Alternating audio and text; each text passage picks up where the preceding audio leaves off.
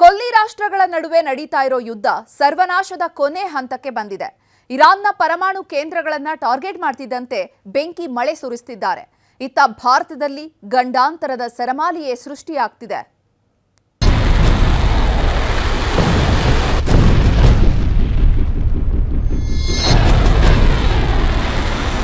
ಮಧ್ಯಪ್ರಾಚ್ಯ ಮಹಾಯುದ್ಧ ಬರೋಬ್ಬರಿ 29 ದಿನ. ಹೆಸರಿಗಷ್ಟೇ ಏಪ್ರಿಲ್ 6ರವರೆಗೆ ಟ್ರಂಪ್ ಕದನ ವಿರಾಮ ಘೋಷಿಸಿದಂತಿದೆ. ಆದರೆ ಆಗಸದಲ್ಲಿ ಯಾವ ವಿರಾಮವೂ ಗೋಚರಿಸುತ್ತಿಲ್ಲ. ಇಸ್ರೇಲ್ ಅಮೆರಿಕಾದಿಂದ ಇರಾನ್ ಮೇಲೆ, ಇರಾನ್ನಿಂದ ಕೊಲ್ಲಿ ರಾಷ್ಟ್ರ ಹಾಗೂ ಇಸ್ರೇಲ್ ಮೇಲೆ ಮಿಸೈಲ್ಗಳು ನುಗ್ಗುತ್ತಲೇ ಇವೆ, ಬೆಂಕಿ ಮಳೆ ಸುರಿಸುತ್ತಲೇ ಇವೆ. ಇರಾನ್ನ ಪರಮಾಣು ಕೇಂದ್ರಗಳು ಟಾರ್ಗೆಟ್, ಬುಷೆಹರ್ ಪರಮಾಣು ವಿದ್ಯುತ್ ಸ್ಥಾವರ ಅಟ್ಯಾಕ್, ಯಾವುದೇ ಮೂಲಸೌಕರ್ಯಗಳ ಮೇಲೆ ದಾಳಿ ಮಾಡಲ್ಲ ಅಂತ ಖುದ್ದು ಒನ್ ಸೈಡೆಡ್ ಕದನ ವಿರಾಮ ಘೋಷಣೆ ಮಾಡಿಕೊಂಡಿದ್ರು ಅಮೆರಿಕ ಅಧ್ಯಕ್ಷ ಟ್ರಂಪ್. ಆದರೆ ಅದೆಲ್ಲ ಕೇವಲ ಬಾಯಿ ಮಾತು ಅನ್ನೋದು ಗೊತ್ತಾಗಿದೆ. ಇರಾನ್ನ ಪ್ರಮುಖ ಪರಮಾಣು ಕೇಂದ್ರವಾದ ಪರ್ಷಿಯನ್ ಗಲ್ಫ್ ಕರಾವಳಿಯಲ್ಲಿರೋ ಬುಷೆಹರ್ ಪರಮಾಣು ವಿದ್ಯುತ್ ಸ್ಥಾವರದ ಮೇಲೆ ಅಮೆರಿಕ ಮತ್ತು ಇಸ್ರೇಲ್ ಪಡೆಗಳು ದಾಳಿ ಮಾಡಿವೆ. ರಷ್ಯಾದ ತಾಂತ್ರಿಕ ನೆರವಿನೊಂದಿಗೆ ಕಾರ್ಯನಿರ್ವಹಿಸುತ್ತಿದ್ದ ಹಾಗೂ ಇರಾನ್ನ ಏಕೈಕ ವಾಣಿಜ್ಯ ವಿದ್ಯುತ್ ಕೇಂದ್ರವಾಗಿತ್ತು. ಕಳೆದ 10 ದಿನಗಳಲ್ಲಿ 3ನೇ ಬಾರಿ ಭಾರೀ ಪ್ರಮಾಣದಲ್ಲಿ ದಾಳಿ ಮಾಡಲಾಗಿದೆ. ಇದೀಗ ಉಕ್ರೇನ್ನ ಚೆರ್ನೋಬಿಲ್ ರೀತಿಯ ವಿಕಿರಣ ಸೋರಿಕೆಯ ಆತಂಕ ಎದುರಾಗಿದೆ. ಇರಾನ್ ಮಾತ್ರ ದಾಳಿಯಾಗಿರೋದು ನಿಜ, ಆದರೆ ಪರಮಾಣು ಘಟಕಕ್ಕೆ ಯಾವುದೇ ತೊಂದರೆಯಾಗಿಲ್ಲ ಅಂತ ಹೇಳಿಕೊಂಡಿದೆ.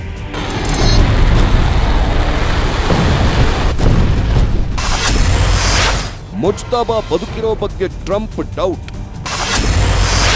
ಇರಾನ್ನ 3554 ಟಾರ್ಗೆಟ್ಗಳು ಬಾಕಿ.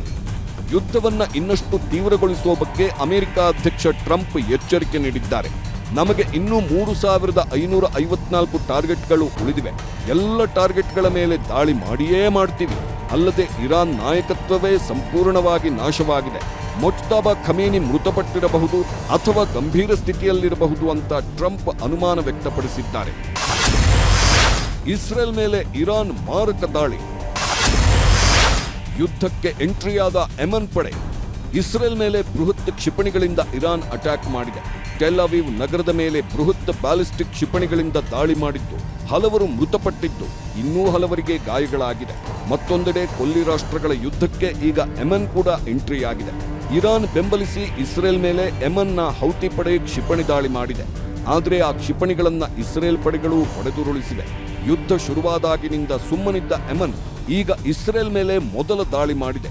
ಈ ಮೂಲಕ ಇರಾನ್ ಇಸ್ರೇಲ್ ಸಂಘರ್ಷದಲ್ಲಿ ಅಧಿಕೃತವಾಗಿ ಹೌತಿಗಳು ಮಧ್ಯಪ್ರವೇಶಿಸಿದಂತಾಗಿದೆ. ಇದರಿಂದಾಗಿ ಕೆಂಪು ಸಮುದ್ರದಲ್ಲೂ ಉದ್ವಿಗ್ನತೆ ಸೃಷ್ಟಿಯಾಗಿದೆ. ಇಸ್ರೇಲ್ ಮತ್ತು ಅಮೆರಿಕಾಗೆ ಸಮರ್ಥವಾಗಿಯೇ ಇರಾನ್ ಕೌಂಟರ್ ಕೊಡ್ತಿದೆ. ಕಳೆದ 4 ವಾರಗಳಲ್ಲಿ 850ಕ್ಕೂ ಹೆಚ್ಚು ದುಬಾರಿ ಟಾಮ್ಹಾಕ್ ಮಿಸೈಲ್ಗಳನ್ನ ಅಮೆರಿಕ ಬಳಸಿದೆ. ಇದು ಭಾರೀ ದುಬಾರಿಯಾಗಿದೆ. ಯಾಕಂದ್ರೆ ಅಮೆರಿಕ ವರ್ಷಕ್ಕೆ 90 ಟಾಮ್ಹಾಕ್ ಕ್ಷಿಪಣಿಗಳನ್ನ ಮಾತ್ರ ಖರೀದಿ ಮಾಡುತ್ತೆ. ಆದರೆ ಕೇವಲ 4 ವಾರಗಳಲ್ಲಿ ಅಮೆರಿಕ ಸೇನೆ 850ಕ್ಕೂ ಹೆಚ್ಚು ಟಾಮ್ಹಾಕ್ ಮಿಸೈಲ್ಗಳನ್ನ ಬಳಸಿದ್ರು ಇವರು ಊಹಿಸಿದ ಪ್ರಮಾಣದಲ್ಲಿ ಇರಾನ್ಗೆ ಪೆಟ್ಟು ಕೊಡಲು ಸಾಧ್ಯವಾಗಿಲ್ಲ. ಇದು ಪೆಂಟಗಾನ್ ಅಧಿಕಾರಿಗಳ ಆತಂಕಕ್ಕೆ ಕಾರಣವಾಗಿದೆ.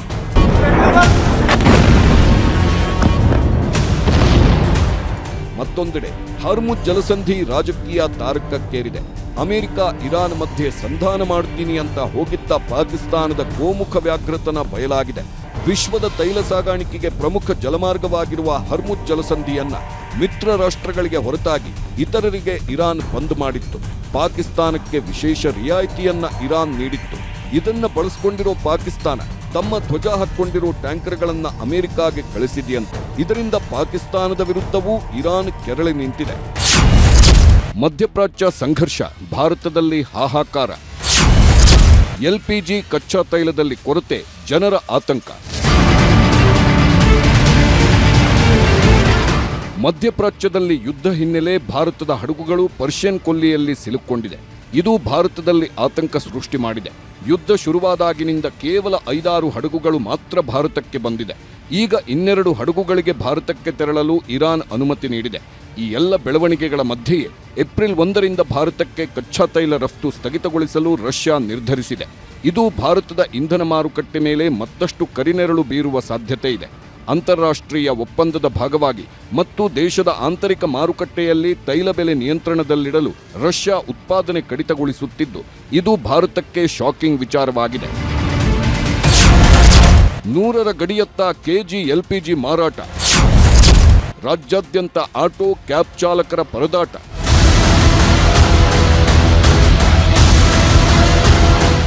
ಕಲಬುರಗಿಯಲ್ಲಿ ಆಟೋ ಎಲ್ಪಿಜಿ ಲೀಟರ್ಗೆ 85 ರೂಪಾಯಿ ಇದ್ದದ್ದು ಇವತ್ತು 99 ರೂಪಾಯಿ ಆಗಿದೆ. ದರ ಏರಿಕೆ ಖಂಡಿಸಿದ ಆಟೋ ಚಾಲಕರು ಪ್ರಕಾಶ್ ಮಾಲ್ ಬಳಿ ಇರೋ ಗೋ ಗ್ಯಾಸ್ ಬಂಕನ್ನ ಬಂದ್ ಮಾಡಿಸಿದ್ದಾರೆ.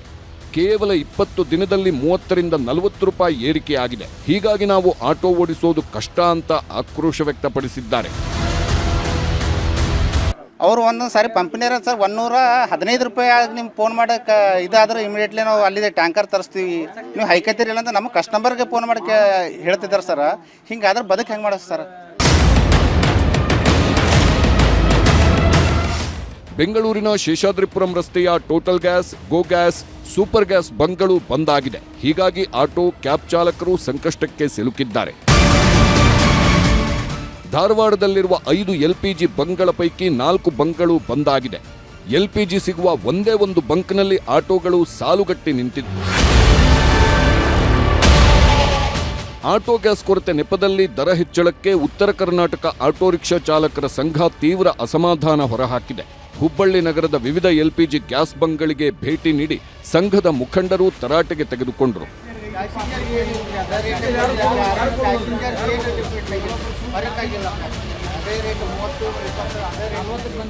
ಇನ್ನು ಗೃಹ ಬಳಕೆ ಗ್ಯಾಸ್ ವಿಚಾರದಲ್ಲಿ ಏಜೆನ್ಸಿಗಳ ಕಳ್ಳಾಟ ಮುಂದುವರೆದಿದೆ.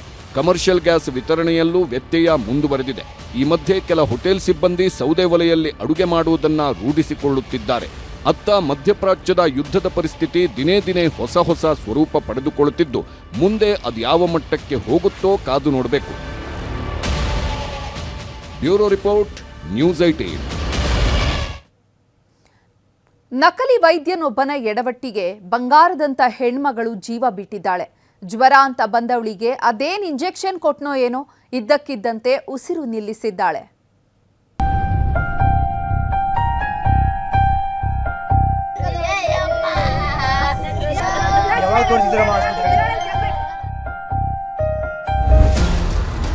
ಈ ಹೆಣ್ಮಗಳ ದುರಂತ ಕತೆ ಕೇಳ್ತಿದ್ರೆ ನಿಜಕ್ಕೂ ಕಣ್ಣಾಲೆಗಳು ಒದ್ದೆಯಾಗುತ್ತೆ. ನೋಡೋಕೆ ಲಕ್ಷಣವಾಗಿದ್ದು ಹೆತ್ತವರ ಮುದ್ದಿನ ಮಗಳಾಗಿದ್ಲು. ಚೆನ್ನಾಗಿ ಓದಿ ಒಂದೊಳ್ಳೆ ಕೆಲ್ಸಕ್ಕೆ ಸೇರ್ಬೇಕು, ತನ್ನ ಬದುಕನ್ನ ಸುಂದರವಾಗಿ ರೂಪಿಸಿಕೊಳ್ಬೇಕು ಅಂತ ಬೆಟ್ಟದಷ್ಟು ಕನಸು ಕಂಡಿದ್ಲು. ಆದ್ರೆ ಈಕೆಯ ಕನಸುಗಳಿಗೆಲ್ಲ ನಕಲಿ ವೈದ್ಯ ಕೊಳ್ಳಿ ಇಟ್ಟಿದ್ದಾನೆ. ಜ್ವರ ಅಂತ ಹೋದಾಕೆಗೆ ಇಂಜೆಕ್ಷನ್ ಕೊಟ್ಟು ಸಾವಿನ ಮನೆಗೆ ಕಳಿಸಿದ್ದಾನೆ. ನಕಲಿ ಬೆಂಗಾಲಿ ವೈದ್ಯ ಕೊಟ್ಟ ಇಂಜೆಕ್ಷನ್ಗೆ ಬಾಲಕಿ ಬಲಿ. ಜ್ವರ ಅಂತ ಹೋದವಳು ಹೆಣವಾಗಿ ವಾಪಸ್. ಈ ಪಾಪಿ ಕಲಿಗಾಲದಲ್ಲಿ ಯಾರನ್ನ ನಂಬೋದು ಯಾರನ್ನ ಬಿಡೋದು ಒಂದು ಗೊತ್ತಾಗ್ತಾ ಇಲ್ಲ. ಅಸಲಿ ಯಾವುದು ನಕಲಿ ಯಾವುದು ಅನ್ನೋದನ್ನ ಅರಿಯೋದಕ್ಕೂ ಆಗ್ತಾ ಇಲ್ಲ. ಕತ್ತಲ್ಲಿ ಸ್ಟೆಥಸ್ಕೋಪ್, ಮೈ ಮೇಲೆ ಬಿಳಿ ಕೋಟ್, ಸಣ್ಣದೊಂದು ಕ್ಲಿನಿಕ್, ಇಷ್ಟಿದ್ರೆ ಸಾಕು ಯಾರು ಬೇಕಾದ್ರೂ ವೈದ್ಯರಾಗ್ತಿದ್ದಾರೆ. ಈತ ಮಾಡಿದ್ದು ಕೂಡ ಇದೇ ಕೆಲಸವನ್ನ. ಈ ಹೆಣ್ಮಗಳ ಹೆಸರು ಬಿಂದು ಅಂತ. ಇನ್ನು ಜಸ್ಟ್ 15 ವರ್ಷ. ರಾಯಚೂರು ಜಿಲ್ಲೆಯ ಮಸ್ಕಿ ತಾಲೂಕಿನ ಅಮೀನಗಡ ನಿವಾಸಿ. ಬಿಂದುಗೆ ರಾತ್ರಿ ಇದ್ದಕ್ಕಿದ್ದಂತೆ ಜ್ವರ ಕಾಣಿಸಿಕೊಂಡಿದೆ. ಹೀಗಾಗಿ ಮಗಳನ್ನ ತಂದೆಯೇ ತಮ್ಮೂರಿನ ಬೆಂಗಾಲಿ ವೈದ್ಯನ ಬಳಿ ಕರ್ಕೊಂಡು ಹೋಗಿದ್ದಾರೆ. ಈ ವೇಳೆ ಅದೇನ್ ಚೆಕಪ್ ಮಾಡಿದ್ನೋ ಅದೇನ್ ಇಂಜೆಕ್ಷನ್ ಕೊಟ್ನೋ ಗೊತ್ತಿಲ್ಲ. ಚಿಕಿತ್ಸೆ ಪಡೆದು ಮನೆಗೆ ಹೋಗ್ತಿದ್ದಾಗ ತಲೆ ತಿರುಗಿ ಬಿದ್ದಿದ್ದಾಳೆ. ಇದರಿಂದ ಕಂಗಾಲಾದ ಹೆತ್ತವರು ಮತ್ತೆ ಅದೇ ವೈದ್ಯನ ಬಳಿಗೆ ಬಂದಿದ್ದಾರೆ. ಪರೀಕ್ಷೆ ಮಾಡ್ತಿದ್ದಂತೆ ಲೋ ಬಿಪಿ ಆಗಿದೆ, ದೊಡ್ಡಾಸ್ಪತ್ರೆಗೆ ಕರ್ಕೊಂಡು ಹೋಗಿ ಅಂದಿದ್ದಾರೆ. ಆತಂಕದಲ್ಲೇ ಆಸ್ಪತ್ರೆಗೆ ಕರೆದೊಯ್ಯುವಷ್ಟರಲ್ಲಿ ದಾರಿ ಮಧ್ಯೆಯೇ ಪ್ರಾಣ ಪಕ್ಷಿ ಹಾರಿ ಹೋಗಿದೆ.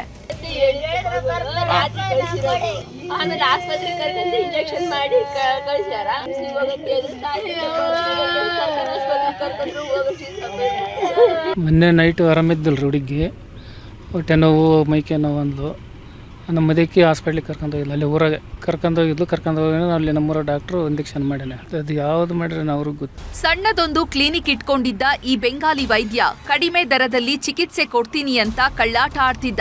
ಹೀಗಾಗಿ ಬಡವರೆಲ್ಲ ಈತನ ಬಳಿಯೇ ಹೋಗ್ತಾ ಇದ್ರು. MBBS ಮುಗಿಸಿದ್ನೋ ಇಲ್ವೋ ಅದು ಗೊತ್ತಿಲ್ಲ. ಒಟ್ನಲ್ಲಿ ಜ್ವರ ಅಂತ ಹೋದ ಹೆಣ್ಮಗಳ ಪಾಲಿಗೆ ಈತನೇ ಯಮನಾಗಿದ್ದು ಮಾತ್ರ ದುರಂತ. ವಿಶ್ವನಾಥ್ ಹೂಗಾರ್, ನ್ಯೂಸ್ 18, ರಾಯಚೂರು.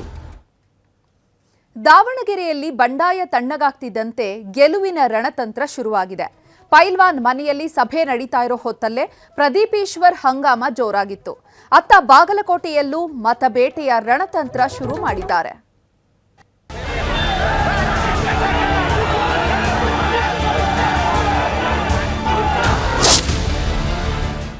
ಇಷ್ಟು ದಿನ ತಣ್ಣಗಿದ್ದ ಉಪಚುನಾವಣೆಯ ಬಿಸಿ ಈಗ ಕಾದ ಕಾವಲಿಯಂತಾಗೋದಕ್ಕೆ ಶುರುವಾಗಿದೆ. ಮಾತಿನ ವಾಗ್ಯುದ್ಧ, ಜಿದ್ದಾಜಿದ್ದಿನ ಸಮರ, ನಾನಾ ನೀನಾ ಅನ್ನೋ ಪೈಪೋಟಿ, ಇದೆಲ್ಲದರ ಮಧ್ಯೆ ಪ್ರಚಾರದ ಅಬ್ಬರ ಕೂಡ ಜೋರಾಗಿದೆ. ಬಾಗಲಕೋಟೆಗಿಂತ ದಾವಣಗೆರೆ ದಕ್ಷಿಣ ಕ್ಷೇತ್ರವೇ ಎಲ್ಲರ ಹಾಟ್ ಸ್ಪಾಟ್ ಆಗಿದೆ. ಯಾಕಂದ್ರೆ ಬಂಡಾಯ ತಣ್ಣಗಾದ್ರೂ ಒಳಗೊಳಗೆ ಆತಂಕ ಕಾಡ್ತಾನೆ ಇದೆ. ಹೀಗಾಗಿ ಇವತ್ತು ಮತ್ತೊಂದು ಸುತ್ತಿನ ಸಭೆ ನಡೆಸಿದ್ದಾರೆ. ಪೈಲ್ವಾನರ ಕುಸ್ತಿಗೆ ಬ್ರೇಕ್ ಹಾಕಲಾಗಿದ್ದು ಪ್ರದೀಪ್ ಈಶ್ವರ್ ಹಂಗಾಮ ಎಬ್ಬಿಸಿದ್ದಾರೆ. ಪೈಲ್ವಾನ್ ಮನವೊಲಿಸುವಲ್ಲಿ ಕೈಪಡೆ ಸಕ್ಸಸ್. ತಣ್ಣಗಾಯಿತು ಬಂಡಾಯ, ಮುಸ್ಲಿಮರ ನಡೆಯೇ ನಿಗೂಢ. ಚುನಾವಣೆ ಘೋಷಣೆಯಾದ ದಿನದಿಂದಲೂ ಕಾಂಗ್ರೆಸ್ ನಾಯಕರಿಗೆ ದಾವಣಗೆರೆ ದಕ್ಷಿಣ ಕ್ಷೇತ್ರವೇ ಕಗ್ಗಂಟಾಗಿ ಕಾಡ್ತಿದೆ. ನಿನ್ನೆಯಷ್ಟೇ ಸಿಎಂ ಸಿದ್ದರಾಮಯ್ಯ ಬಂಡಾಯ ಅಭ್ಯರ್ಥಿ ಪೈಲ್ವಾನರನ್ನ ಬೆಂಗಳೂರಿಗೆ ಕರೆಸಿಕೊಂಡು ಬುದ್ಧಿ ಹೇಳಿದ್ರು. ಕಾಂಗ್ರೆಸ್ನಲ್ಲಿ ಎದ್ದಿದ್ದ ಬಂಡಾಯಕ್ಕೆ ಮದ್ದರಿಯೋ ಕೆಲಸ ಮಾಡಿದ್ರು. ಇದರ ಬೆನ್ನಲ್ಲೇ ಇವತ್ತು ಸಾದಿಕ್ ಪೈಲ್ವಾನ್ ಮನೆಯಲ್ಲಿ ಮಹತ್ವದ ಸಭೆ ನಡೆಸಿದ್ದಾರೆ. ಸಚಿವ ಎಸ್ ಮಲ್ಲಿಕಾರ್ಜುನ್, ಭೈರತಿ ಸುರೇಶ್, ರಿಜ್ವಾನ್ ಹರ್ಷದ್ ಪೈಲ್ವಾನ್ ಜೊತೆ ಮಾತುಕತೆ ನಡೆಸಿದ್ದು ಚುನಾವಣಾ ಪ್ರಚಾರದ ಬಗ್ಗೆ ರಣತಂತ್ರ ರೂಪಿಸಿದ್ದಾರೆ. ಅವರು ಹುಟ್ಟಿದಿಂದ ಕಾಂಗ್ರೆಸ್ ಪಕ್ಷ, ಇವತ್ತಿನ ಕಾಂಗ್ರೆಸ್ ಪಕ್ಷಕ್ಕೆ ಬೆಂಬಲವಾಗಿ ಅವರು ನಿಂತಿದ್ದಾರೆ. ಯಾವಾಗೂ ಇರ್ತಾರೆ ಮುಂದಕ್ಕೆ. ಒಂದೇ ಮನೆಯವರು ಒಂದೊಂದೇ ಅಣ್ಣ ತಮ್ಮಗಳಾಗಿ ಇದ್ವಿ. ಏನೋ ಸಣ್ಣ ಪುಟ್ಟವು ಏನೋ ಒಂದು ಸ್ವಲ್ಪ ಇದಾಗಿದ್ವು. ಆದರೂ ಈಗಾದರೂ ಹೆಚ್ಚಿನ ರೀತಿಯಿಂದ ಬೆಂಬಲವನ್ನು ಸೂಚಿಸ್ತಾರೆ. ಈ ಎಲ್ಲ ಬೆಳವಣಿಗೆ ಮಧ್ಯೆ ಸಂಸದೆ ಪ್ರಭಾ ಮಲ್ಲಿಕಾರ್ಜುನ್ ಮಗನ ಪರ ಅಖಾಡಕ್ಕಿಳಿದಿದ್ದಾರೆ. ಮಾವನ ಕ್ಷೇತ್ರದಲ್ಲಿ ಮಗನನ್ನ ಗೆಲ್ಲಿಸುವುದಕ್ಕೆ ಪಣತೊಟ್ಟಿದ್ದು ಊರೂರಲ್ಲೂ ಪ್ರಚಾರ ಶುರು ಮಾಡಿದ್ದಾರೆ. ಹೋದಲ್ಲೆಲ್ಲ ಒಳ್ಳೆ ಬೆಂಬಲ ಸಿಗ್ತದೆ, ಗೆಲುವು ನಮ್ಮದೇ ಎಂದಿದ್ದಾರೆ. ಜನಸೇವೆ ಮಾಡಬೇಕು ನಮ್ಮ ಕುಟುಂಬದಿಂದ ಅಂತ ಬದ್ಧತೆ ಪ್ರಕಾರ ನಾವು ನಡ್ಕೊಳ್ತಾ ಇದ್ದೀವಿ. ಸೊ ಅದರಲ್ಲಿ ಏನು ವ್ಯತ್ಯಾಸ ಇಲ್ಲ ನಮಗೆ. ದಾವಣಗೆರೆಯಲ್ಲಿ ಪ್ರದೀಪ್ ಈಶ್ವರ್ ಹಂಗಾಮ. ದಾವಣಗೆರೆಯಲ್ಲಿ ಇವತ್ತು ದೊಡ್ಡ ಹಂಗಾಮವೇ ಸೃಷ್ಟಿಯಾಗಿತ್ತು. ಬಿಜೆಪಿ ನಾಯಕನ ಸವಾಲು ಸ್ವೀಕರಿಸಿ ಬಂದ ಶಾಸಕ ಪ್ರದೀಪ್ ಈಶ್ವರ್ ಬೆಣ್ಣೆ ನಗರಿಯಲ್ಲಿ ತೊಡೆತಟ್ಟಿದ್ದಾರೆ. ನಾಮಪತ್ರ ಸಲ್ಲಿಕೆ ವೇಳೆ ಪ್ರದೀಪ್ ಈಶ್ವರ್ ಬಿಜೆಪಿ ನಾಯಕರ ವಿರುದ್ಧ ಹರಿಹಾಯ್ದಿದ್ದರು. ಹೀಗಾಗಿ ಕಮಲ ನಾಯಕ ಅಜಯ್ ಕುಮಾರ್ ತಾಕತ್ತಿದ್ರೆ ದಾವಣಗೆರೆಗೆ ಬಾ ಅಂತ ಸವಾಲ್ ಎಸೆದಿದ್ರು. ಇದನ್ನ ಪ್ರತಿಷ್ಠೆಯಾಗಿ ತಗೊಂಡ ಪ್ರದೀಪ್ ಈಶ್ವರ್ ಕಾಂಗ್ರೆಸ್ ಕಾರ್ಯಕರ್ತರ ಜೊತೆ ದಾವಣಗೆರೆಗೆ ಎಂಟ್ರಿ ಕೊಟ್ಟಿದ್ರು. ಈ ವೇಳೆ ಎರಡೂ ಪಕ್ಷದ ಕಾರ್ಯಕರ್ತರು ಮುಖಾಮುಖಿ ಆಗ್ತಿದ್ದಂತೆ ದೊಡ್ಡ ಹಂಗಾಮವೇ ಸೃಷ್ಟಿಯಾಯಿತು. ಪ್ರದೀಪ್ ಈಶ್ವರ್ಗೆ ಪೊರಕೆ ಹಾಗೂ ಚಪ್ಪಲಿ ತೋರಿಸಿ ಆಕ್ರೋಶ ವ್ಯಕ್ತಪಡಿಸಿದ್ರು. ಕಾಂಗ್ರೆಸ್ ಅಲ್ಲಿ ಹೊಸ ಜನರೇಷನ್ ಬಂದಿದೆ. ತೊಡೆ ತಟ್ಟುವಾಗ ತೊಡೆ ಕೈ ಎರಡು ಕರೆಕ್ಟ್ ಆಗಿರುತ್ತಾ ಇಲ್ವಂತ ತೊಡೆ ತಟ್ಟಬೇಕು, ಇಲ್ಲ ಆಫೀಸ್ ಮುಂದೆ ಬಂದು ತೊಡೆ ತಟ್ತೀವಿ ನಾವು. ಇನ್ನು ಕಾಂಗ್ರೆಸ್ ನಾಯಕರು ಹಂಗಾಮ ಮಾಡ್ತಿದ್ರೆ ಬಿಜೆಪಿ ಅಭ್ಯರ್ಥಿ ಮಾತ್ರ ಸೈಲೆಂಟ್ ಆಗಿ ಮತಬೇಟೆಯಾಡ್ತಿದ್ದಾರೆ. ಶ್ರೀನಿವಾಸ ದಾಸಕರಿಯಪ್ಪ ಬೆಳಗ್ಗೆಯಿಂದಲೇ ಅಖಾಡಕ್ಕಿಳಿದಿದ್ದು ಕ್ಷೇತ್ರದ ಮಹಾರಾಜಪೇಟೆ, ಚೌಕಿಪೇಟೆ ಸೇರಿದಂತೆ ಹಲವು ಕಡೆಗಳಲ್ಲಿ ಪ್ರಚಾರ ನಡೆಸಿದ್ದಾರೆ. ಬಾಗಲಕೋಟೆಯಲ್ಲೂ ಜೋರಾಗಿದೆ ರಣತಂತ್ರ. ಬಾಗಲಕೋಟೆಯಲ್ಲೂ ಕಾಂಗ್ರೆಸ್ ಬಿಜೆಪಿ ಸ್ಪರ್ಧಿಗಳು ಅಬ್ಬರದ ಪ್ರಚಾರ ಮಾಡುತ್ತಿದ್ದಾರೆ. ಆದರೆ ಬಿಜೆಪಿ ನಾಯಕರು ಒಂದು ಹೆಜ್ಜೆ ಮುಂದಿದ್ದಂತೆ ಕಾಣುತ್ತದೆ. ಯಾಕಂದ್ರೆ ಈಗಾಗಲೇ ಬಿಜೆಪಿ ಅಭ್ಯರ್ಥಿ ವೀರಣ್ಣ ಚರಂತಿಮಠ ಪರ ಶ್ರೀರಾಮುಲು, ಜಗದೀಶ್ ಶೆಟ್ಟರ್, ಗೋವಿಂದ ಕಾರಜೋಳ, ಬೊಮ್ಮಾಯಿ, ಪಿ ರಾಜೀವ್ ಸೇರಿದಂತೆ ಹಲವರು ಪ್ರಚಾರ ಮಾಡಿದ್ದಾರೆ. ಆದರೆ ಕಾಂಗ್ರೆಸ್ನಲ್ಲಿ ಸಚಿವ ತಿಮ್ಮಾಪುರ ಹಾಗೂ ಸತೀಶ್ ಜಾರಕಿಹೊಳಿ ಬಿಟ್ರೆ ಬೇರೆ ಯಾರೂ ಕಾಣಿಸ್ತಿಲ್ಲ. ಅಲ್ಲದೆ ಲಿಂಗಾಯತ ಮತ ಸೆಳೆಯುವುದರಲ್ಲಿ ಕಾಂಗ್ರೆಸ್ ನಾಯಕರು ಹಿಂದೆ ಬಿದ್ದಿದ್ದಾರೆ ಅನ್ನೋ ಮಾತು ಕೇಳಿಬರುತ್ತದೆ. ಈ ಬಗ್ಗೆ ಪ್ರತಿಕ್ರಿಯೆ ನೀಡಿದ ಸಚಿವ ಎಂಬಿ ಪಾಟೀಲ್, ಬಾಗಲಕೋಟೆಯಲ್ಲಿ ನಮ್ಮ ಸ್ಥಳೀಯ ನಾಯಕರಿದ್ದಾರೆ. ನಂಜಯ್ಯನ ಮಠ, ವಿಜಯಾನಂದ ಕಾಶಪ್ಪ ಸೇರಿದಂತೆ ಹಲವು ಲಿಂಗಾಯತ ನಾಯಕರಿದ್ದಾರೆ. ಹೀಗಾಗಿ ಎಲ್ಲ ಮತ ನಮಗೆ ಎಂದಿದ್ದಾರೆ. ಬಾಗಲಕೋಟೆನಲ್ಲಿ ಕೂಡ ನಾವು ಗೆಲ್ತೀವಿ. ಎರಡೂ ಉಪಚುನಾವಣೆಗಳನ್ನ ಇವತ್ತು ಕಾಂಗ್ರೆಸ್ ಪಕ್ಷ ಗೆಲ್ತದೆ. ಚುನಾವಣೆ ಹೊತ್ತಲ್ಲೇ ಕೈ ಮುಖಂಡನ ಮರ್ಡರ್. ಚುನಾವಣೆ ಕಾವು ಜೋರಾಗಿರೋ ಹೊತ್ತಲ್ಲೇ ಉದ್ಯಮಿ ಹಾಗೂ ಕಾಂಗ್ರೆಸ್ ಮುಖಂಡನ ಬರ್ಬರ ಹತ್ಯೆಯಾಗಿದೆ. ಕಾಂಗ್ರೆಸ್ ಪಕ್ಷದಲ್ಲಿ ಗುರುತಿಸಿಕೊಂಡಿದ್ದ ಸಂಗಪ್ಪ ನಿನ್ನೆ ಸಂಜೆ ಮನೆಗೆ ಹೊರಟಿದ್ರು. ಈ ವೇಳೆ ಗದ್ದನಕೆರೆ ಕ್ರಾಸ್ ಬಳಿ ಅಡ್ಡ ಹಾಕಿದವರು ರಕ್ತದ ಕೋಡಿ ಹರಿಸಿದ್ದಾರೆ.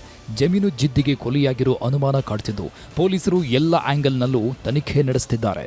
ಅವರು ಮೋಟಿವ್ ಲಾಸ್ಟ್ ಪಾರ್ಟ್ನರ್ ಅದರಲ್ಲಿ ಅದೇ ಇತ್ತು. ಇವರು ಇಬ್ರು ಮೇಲೆ ಫ್ಯಾಮಿಲಿ ಅವರು ಸಂಶಯ ವ್ಯಕ್ತಪಡಿಸಿದ್ದಾರೆ. ಒಟ್ನಲ್ಲಿ ಉಪಚುನಾವಣಾ ಕಾವು ದಿನೇ ದಿನೇ ರಂಗೇರ್ತಾ ಇದ್ದು ಗೆಲುವಿನ ಪತಾಕೆ ಯಾರ ಪಾಲಾಗಲಿದೆ ಅನ್ನೋದನ್ನ ಕಾದು ನೋಡಬೇಕಿದೆ. ದಾವಣಗೆರೆಯಿಂದ ಸಂಜಯ್ ಜೊತೆ ಮಂಜುನಾಥ್ ತಳವಾರ, ನ್ಯೂಸ್ 18 ಬಾಗಲಕೋಟೆ. ಸಾಂಸ್ಕೃತಿಕ ನಗರಿ ಅಂತ ಕರೆಸಿಕೊಳ್ಳೋ ಮೈಸೂರು ಮಾದಕ ವಸ್ತುಗಳ ತವರೂರಾಗ್ತಿದ್ಯಾ ಅನ್ನೋ ಅನುಮಾನ ಕಾಡೋದಕ್ಕೆ ಶುರುವಾಗಿದೆ. ಮಹಾರಾಷ್ಟ್ರ ಹಾಗೂ ದಿಲ್ಲಿ ಪೊಲೀಸರ ದಾಳಿ ಬೆನ್ನಲ್ಲೇ ಮೈಸೂರು ಪೊಲೀಸರು ಭರ್ಜರಿ ಬೇಟೆ ಆಡಿದ್ದಾರೆ. ಸುಮಾರು 48 kgಯಷ್ಟು ಡ್ರಗ್ಸ್ ವಶಪಡಿಸಿಕೊಂಡಿದ್ದೀವಿ.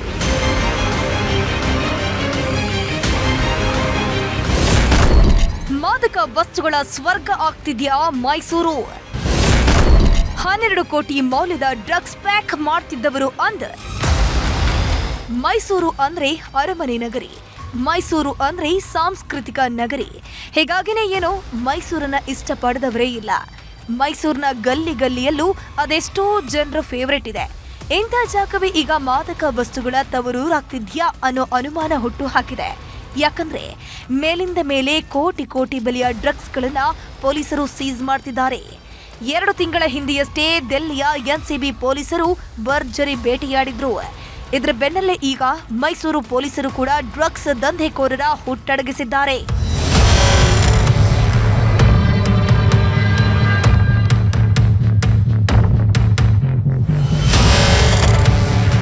ಕಳೆದ ವರ್ಷ ಮೈಸೂರಿಗೆ ಲಗ್ಗೆ ಇಟ್ಟಿದ್ದ ಮಹಾರಾಷ್ಟ್ರ ಪೊಲೀಸರು 380 ಕೋಟಿ ಮೌಲ್ಯದ ಡ್ರಗ್ಸ್ ಫ್ಯಾಕ್ಟರಿಯನ್ನ ಪತ್ತೆ ಹಚ್ಚಿದ್ರು. ಎಷ್ಟು ಮೊತ್ತದ ಡ್ರಗ್ಸ್ ಜಾಲದ ಬಗ್ಗೆ ಗೊತ್ತಾಗ್ತಾ ಇದ್ದಂತೆ ಇಡೀ ಜಿಲ್ಲೆಯ ಜನರೇ ಬೆಚ್ಚಿ ಬಿದ್ದಿದ್ರು. ಇದಾದ ಮೇಲೆ 2 ತಿಂಗಳ ಹಿಂದೆಯಷ್ಟೇ ಮೈಸೂರಿನ ಕೈಗಾರಿಕಾ ಘಟಕದಲ್ಲಿ ಮತ್ತೊಂದು ಡ್ರಗ್ಸ್ ಫ್ಯಾಕ್ಟರಿಯನ್ನ ಬೇಟೆಯಾಡಿದ್ರು. ದೆಹಲಿಯಿಂದ ಬಂದಿದ್ದ ಎನ್ಸಿಬಿ ಪೊಲೀಸರು ಕೋಟಿ ಕೋಟಿ ಬೆಲೆಯ ಡ್ರಗ್ಸ್ ಸೀಸ್ ಮಾಡಿದ್ರು. ಇದರ ಬೆನ್ನಲ್ಲೇ ಈಗ ಮೈಸೂರಿನ ಪೊಲೀಸರು ಕೂಡ ಮಿಂಚಿನ ಕಾರ್ಯಾಚರಣೆ ಮಾಡಿದ್ದಾರೆ. 12 ಕೋಟಿ ಮೌಲ್ಯದ 48 ಕೆಜಿ ಡ್ರಗ್ಸ್ ಜೊತೆಗೆ 7.35 ಕೆಜಿ ಮೆಫಾಡ್ರೋನ್ ಅನ್ನು ಸೀಸ್ ಮಾಡಿದ್ದಾರೆ.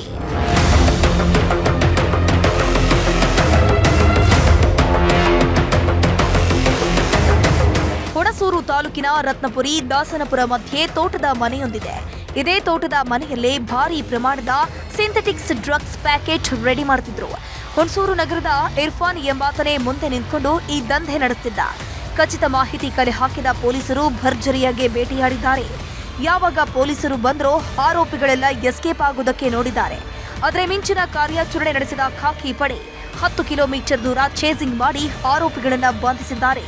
ಒಂದು 80% ತಯಾರಾದ ಒಂದು ಮಟೀರಿಯಲ್ ಅನ್ನು ಅಲ್ಲಿ ತಂದು ಅಲ್ಲಿ ಕೊನೆ ಹಂತದ ಒಂದು ಕೆಲವೊಂದು ಮಿಕ್ಸಿಂಗ್ ಅನ್ನು ಮಾಡಿ ಅಲ್ಲಿ ಡ್ರೈ ಮಾಡಿ ಅದನ್ನ ಪ್ಯಾಕೆಟ್ಗೆ ಹಾಕಿ ಅಲ್ಲಿಂದ ಬೇರೆ ಬೇರೆ ಕಡೆ ಸರಬರಾಜು ಮಾಡುವಂತ ಒಂದು 16 ಪ್ಯಾಕೆಟ್ಸ್ ಸಿಕ್ಕಿದೆ. ಅದರ ಜೊತೆಗೆ ಇನ್ನು 41 ಕೆಜಿ ಅಷ್ಟು ಇನ್ನೇನು ಇದನ್ನು ರೆಡಿ ಮಾಡಬೇಕು ಅನ್ನುವಂತ ಸಂದರ್ಭದಲ್ಲಿ ನಾವು ದಾಳಿ ಮಾಡಿ ಅದನ್ನು ವಶಪಡಿಸಿಕೊಂಡಿದ್ವಿ. ಹುಣಸೂರಲ್ಲಿ ಡ್ರಗ್ಸ್ ಪ್ಯಾಕ್ ಮಾಡ್ತಿದ್ದ ಖದೀಮರು ಇದನ್ನ ಅನ್ಯ ರಾಜ್ಯಕ್ಕೆ ಸಪ್ಲೈ ಮಾಡೋಕೆ ಪ್ಲಾನ್ ಮಾಡಿದ್ರಂತೆ. ಆದ್ರೆ ಪೊಲೀಸರು ಎಂಟ್ರಿ ಕೊಡ್ತಾ ಇದ್ದಂತೆ ಖದೀಮರ ಜಂಗಾಬಲವೇ ಅಡಗಿ ಹೋಗಿದೆ. ಈ ಬಗ್ಗೆ ಪ್ರತಿಕ್ರಿಯೆ ನೀಡಿದ ಸಚಿವ ಎಚ್.ಸಿ. ಮಹಾದೇವಪ್ಪ, ಡ್ರಗ್ಸ್ ಪ್ರಕರಣಗಳಿಗೆ ಕಡಿವಾಣ ಹಾಕೋಕೆ ಪೊಲೀಸರು ಸಮರೋಪಾದಿಯಲ್ಲಿ ಕಾರ್ಯಾಚರಣೆ ಮಾಡ್ತಿದ್ದಾರೆ ಅಂತಂದ್ರು. ವಾರ್ ಫುಡ್ಡಲ್ಲಿ ಈ ಡ್ರಗ್ಸ್ ಮತ್ತು ಈ ಒಂದು ಗಾಂಜಾ ಅಫೀಮ್ನಿಂದ ಯುವ ಜನರು ಮಾದಕ ದ್ರವ್ಯ ವಸ್ತುಗಳ ಸೇವನೆಯಿಂದ ಹಾಳಾಗೋದನ್ನು ತಪ್ಪಿಸೋದಕ್ಕೆ ಇನ್ನು ವಾರ್ ಫುಡ್ ಮ್ಯಾನ ಕರ್ನಾಟಕ ಗೌರ್ಮೆಂಟು, ಹೋಮ್ ಡಿಪಾರ್ಟ್ಮೆಂಟು ಕೆಲಸ ಮಾಡ್ತಾ ಇದ್ದಾರೆ. ಒಟ್ನಲ್ಲಿ ಸುಶಿಕ್ಷಿತರ ನಗರಿ ಅಂತ ಕರೆಸ್ಕೊಳ್ಳೋ ಮೈಸೂರಲ್ಲೇ ಡ್ರಗ್ಸ್ ಹಾವಳಿ ಹೆಚ್ಚಳವಾಗ್ತಿದೆ. ಮೇಲಿಂದ ಮೇಲೆ ಡ್ರಗ್ಸ್ ಫ್ಯಾಕ್ಟರಿಗಳು ಪತ್ತೆಯಾಗ್ತಿರುವುದನ್ನು ನೋಡಿದ್ರೆ ಮತ್ತೆಷ್ಟು ಮಂದಿ ಇಂತಹ ದಂಧೆ ನಡೆಸ್ತಿದ್ದಾರೋ ಅನ್ನೋ ಅನುಮಾನ ಹುಟ್ಕೊಂಡಿದೆ. ಕ್ಯಾಮರಾ ಪರ್ಸನ್ ರಾಹುಲ್ ಜೊತೆ Anand KS, news 18 Mysuru.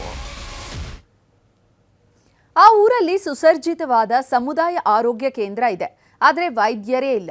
Operation theatre ಇದೆ, ಎಕ್ಸ್ರೇ ವಿಭಾಗ ಇದೆ, ಪ್ರಯೋಗಾಲಯ ಇದೆ, ಆದರೆ ಚಿಕಿತ್ಸೆ ಕೊಡೋದಕ್ಕೆ ವೈದ್ಯರೇ ಇಲ್ಲ. ಕೆಲವು ಕಡೆಗಳಲ್ಲಿ ಆಸ್ಪತ್ರೆಗಳೇ ಇರೋದಿಲ್ಲ, ಆದ್ರೆ ಇಲ್ಲಿ ಆಸ್ಪತ್ರೆ ಇದೆ. ಆಸ್ಪತ್ರೆಗೆ ದೊಡ್ಡ ಕಟ್ಟಡವೂ ಇದೆ, ಆಸ್ಪತ್ರೆಗೆ ಬೇಕಾಗಿರುವಂತಹ ವ್ಯವಸ್ಥೆ ಇಲ್ಲ. ಹಲ್ಲಿದ್ದವನಿಗೆ ಕಡ್ಲೆ ಇಲ್ಲ, ಕಡ್ಲೆ ಇದ್ದವನಿಗೆ ಹಲ್ಲಿಲ್ಲ ಅಂತಾರಲ್ಲ, ಇದಕ್ಕೆ ನೋಡಿ. ಬಹುತೇಕ ಊರುಗಳಲ್ಲಿ ಆಸ್ಪತ್ರೆಗಳಿರಲ್ಲ. ಇರೋ ಆಸ್ಪತ್ರೆಗೆ ರೋಗಿಗಳು ಹೋಗುವಂತಿರಲ್ಲ.